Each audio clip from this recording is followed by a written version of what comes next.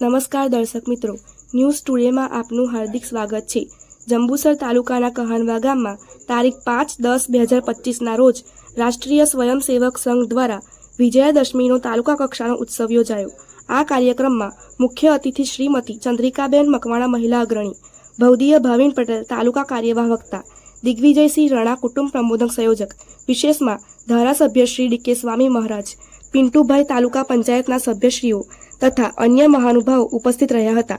સાથે મોટી સંખ્યામાં ગામ લોકો ઉપસ્થિત રહ્યા હતા, જેમાં સ્વયંસેવકો સાથે કહાનવા ગામમાં મોટી સંખ્યામાં રેલી યોજાઈ હતી ને ત્યારબાદ પ્રોગ્રામલક્ષી સંબોધન કરી શસ્ત્ર પૂજન કરવામાં આવ્યું હતું। શાંતિ અને સલામતીના ભાગરૂપે વેડજ પોલીસ સ્ટેશન સ્ટાફ પણ ઉપસ્થિત રહ્યા હતા।